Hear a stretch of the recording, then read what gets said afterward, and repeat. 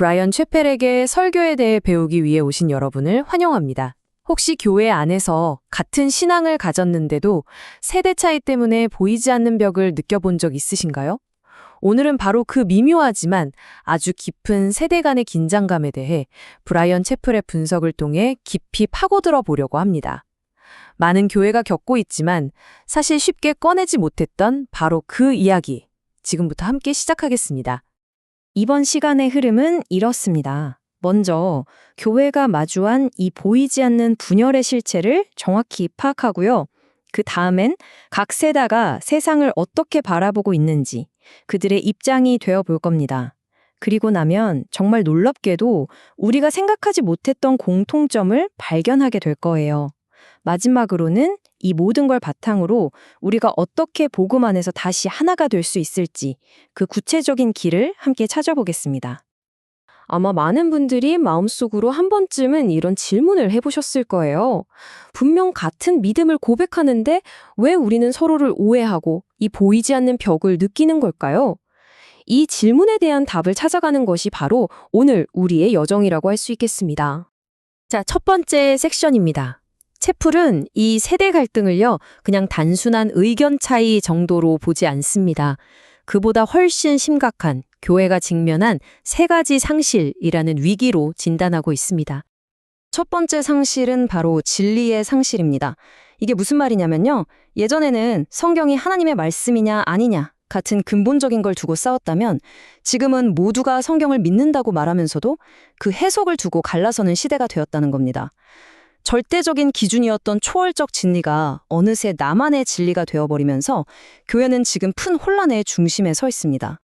두 번째는 아마 우리 모두가 정말 뼈아프게 느끼고 있을 젊은 세대의 상실입니다. 통계를 보면요. 고등학교 졸업생 3명 중에 무려 2명이 교회를 떠난다고 해요. 이건 그냥 청년 몇 명이 교회를 떠나는 문제가 아닙니다. 신앙의 뿌리가 깊지 않았던 이들이 더 이상 교회에 머물 이유를 찾지 못하고 있다는 훨씬 더 큰 위기의 신호인 거죠.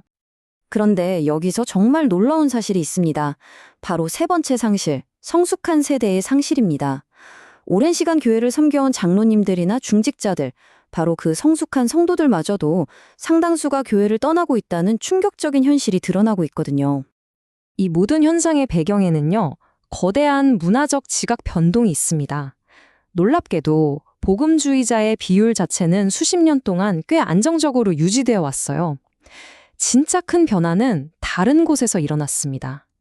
바로 종교가 없다고 말하는 사람들, 이른바 무종교인이 폭발적으로 늘어난 거죠.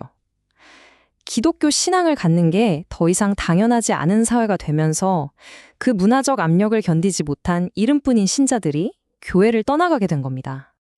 자, 그럼 이제부터 각 세대의 입장을 좀 더 깊이 들여다보겠습니다. 먼저 50세 이상 세대입니다. 이분들은 어떤 경험을 통해서 지금의 관점을 갖게 되었을까요? 채플은 이 세대를 통제 세대라고 부릅니다. 이들은 기독교가 사회의 주류였던 시대에 성장했죠. 그렇기 때문에 이분들에게 가장 큰 위협은 바로 우리가 지켜온 기독교 문화와 교회가 무너지는 것, 즉 침식을 막는 것입니다. 바로 이 지점에서 근본적인 목표의 차이가 생깁니다. 50세 이상 세대는 선거에서 이겨서라도 사회에 대한 통제권을 확보하려 하는 반면에 40세 이하 세대는 비기독교 문화 속에서 복음이 들릴 수 있도록 먼저 경청을 얻는 것을 중요한 목표로 삼습니다. 이 세대의 영웅들을 보면 빌리 그레이엄, 제임스 dob슨 같은 분들입니다. 이들은 문화적인 쇠퇴에 맞서서 신앙의 언곡을 지키기 위해 싸운 문화전사로서 존경을 받고 있죠. 자, 이제 다음 세대로 넘어가 보겠습니다. 40세 이하 세대는요, 완전히 다른 문화적인 배경 속에서 평생을 살아왔습니다. 채플은 이 세대를 신뢰 세대라고 이름 붙입니다. 이들은 태어날 때부터 기독교가 소수인 다원주의 사회에서 살았어요. 그래서 이들의 주된 관심사는 교회가 세상에 아무런 영향도 주지 못하는 무력함과 무관함의 상태에 빠지는 겁니다. 이 세대의 영웅들은 팀 켈러나 에드 스태처 같은 인물들입니다. 이들은 문화잔사라기보다는 회의적인 세상 속에서 복음을 이해 가능하게 만드는 아주 탁월한 문화 분석가로 인정받고 있습니다. 이 표를 보시면 두 세대의 접근 방식이 얼마나 다른지 아주 극명하게 드러납니다. 50세 이상 세대는 채플의 분석에 따르면 저지 신학에 가깝습니다. 사회적 문제들을 막고 멈춰야 한다고 강조하죠. 반면에 40세 이하 세대는 긍휼 신학에 기반을 둡니다. 예를 들어 낙태를 막는 것과 동시에 생명을 살리는 입양과 위탁을 강조하고요.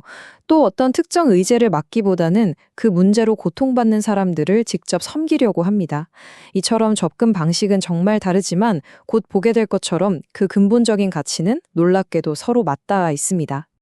이처럼 모든 게 달라 보이지만 채플은 이 전략적인 불일치 아래에 아주 놀랍고 견고한 공통 기반이 존재한다고 말합니다.